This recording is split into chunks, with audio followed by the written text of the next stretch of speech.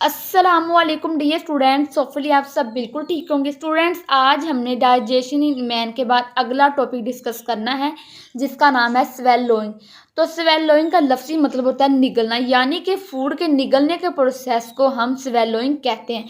तो ये बहुत ही मज़े का टॉपिक है। ये शॉर्ट सा टॉपिक है तो आपने इसको ध्यान से समझना है, क्योंकि इसमें से आपको एक या दो शॉर्ट क्वेश्चन आ सकते हैं या फिर ये आपको एज अ लॉन्ग क्वेश्चन भी आ सकता है।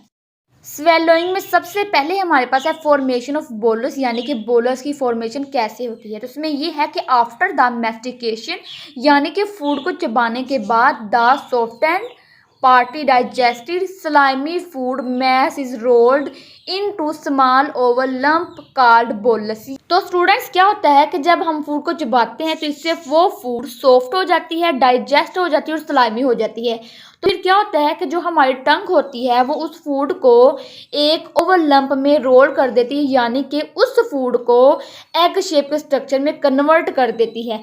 तो इस एग शेप के स्ट्रक्चर को हम बोलस कहते हैं। तो आपने याद रखना है कि जो हमारी टंग होती है वो उन फूड के छोटे छोटे पार्टिकल्स को जो कि सॉफ्ट हो जाते हैं, डाइजेस्ट हो जाते हैं और स्लाइमी हो जाते हैं, उनको ओवल लंप में रोल्ड कर देती है। इसको हम बोलस कहते हैं। आगे स्टूडेंट्स, उस बोलस के साथ क्या होता है कि bolus is then pushed to the back of mouth. तो उस बोलस को माउथ के बैक में पुश कर दिया जाता है, यानी कि उसको मुंह की तरफ धकेल दिया जाता है by the action of tongue, tongue के एक्शन की मदद से, और muscles of pharynx. Action of tongue और फेरेंक्स के जो मसल्स होते हैं, इन दोनों चीज़ों की मदद से उस बोलस को माउथ के बैक की तरफ पुश कर दिया जाता है। तो स्टूडेंट्स, आपने बोलस की फॉर्मेशन में यही चीज़ याद रखनी है कि जो हमारी टंग होती है वो मैस्टिकेशन के बाद जो फूड बचती है उसको बोलस में कन्वर्ट कर देती है और फिर क्या करती है कि उस बोलस को माउथ के बैक की तरफ पुश कर देती है। आगे हमारे पास है events that occur during swallowing. तो स्टूडेंट्स, स्वेलोइंग के दौरान बहुत से इवेंट्स अकर होते हैं, तो इस लेक्चर में हमने उन इवेंट्स को ही डिटेल से स्टडी करना है।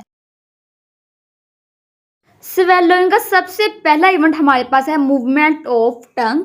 तो अब हमने ये देखना है कि जो टंग है वो किस तरह मूव करती है। तो इसमें ये है कि the tongue moves upwards and backwards against the roof of the mouth.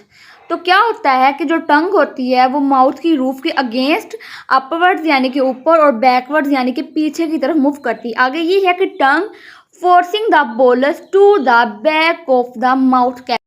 और फिर जो टंग होती है वो बोलस को फोर्स लगाती है कि ये माउथ कैविटी के बैक की तरफ चला जाए। तो स्टूडेंट्स, ये हमारे पास पहला इवेंट था जिसमें हमने ये पढ़ा कि जो टंग होती है वो अपवर्ड्स और बैकवर्ड्स मूव करती है और फिर बोलस को फोर्स लगाती है कि वो माउथ कैविटी के पीछे की तरफ चला जाए। आगे स्टूडेंट्स, हमारे पास है रोल ऑफ सॉफ्ट पैलेट। तो इसका सबसे बड़ा फंक्शन ये होता है कि the backward movement of the tongue pushes the soft palate which closes the nasal opening। तो टंग की जो बैकवर्ड मूवमेंट होती है वो सॉफ्ट पैलेट को पुश करती है। तो इससे क्या होता है कि जो सॉफ्ट पैलेट है वो नेजल ओपनिंग को क्लोज कर देता है। जब नेजल ओपनिंग क्लोज हो जाती है तो इससे ये फायदा होता है कि जो फूड है वो नेजल ओपनिंग के अंदर नहीं जाती है। आगे स्टूडेंट्स, हमारे पास है रोल ऑफ एपिग्लोटिस। के जो एपिग्लोटिस है इसका क्या काम होता है। तो इसमें हमारे पास ये है कि at the same time the tongue forces the epiglottis into more और लेस हॉरिजॉन्टल पोजीशन। तो एट द सेम टाइम क्या होता है कि जो टंग होती है वो एपिग्लोटिस को फोर्स लगाती है और इस एपिग्लोटिस का सबसे बड़ा फंक्शन ये होता है कि ये विंड पाइप की ओपनिंग को क्लोज कर देता है।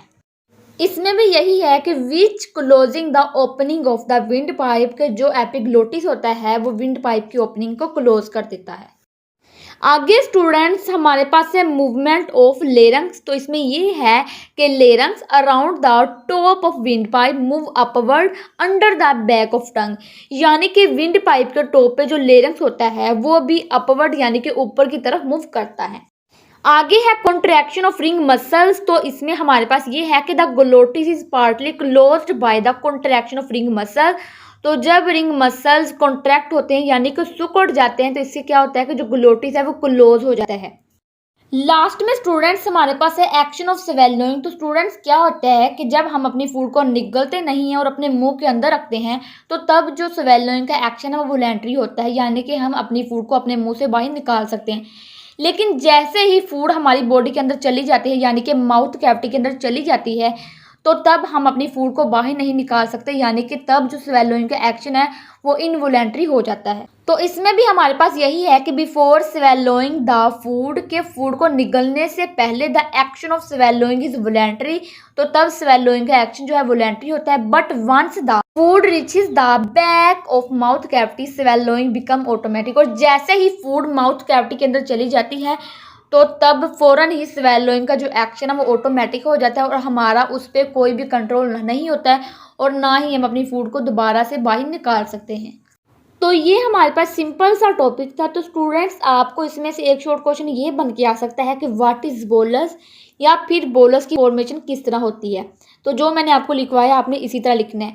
और दूसरा शॉर्ट क्वेश्चन आपको ये बन के आ सकता है कि स्वेलोइंग के दौरान जो इवेंट्स अक्कर होते हैं उनमें से 2 या 3 इवेंट्स लिखें। तो जो मैंने आपको लिखवाया आपने इसी तरह लिखने हैं।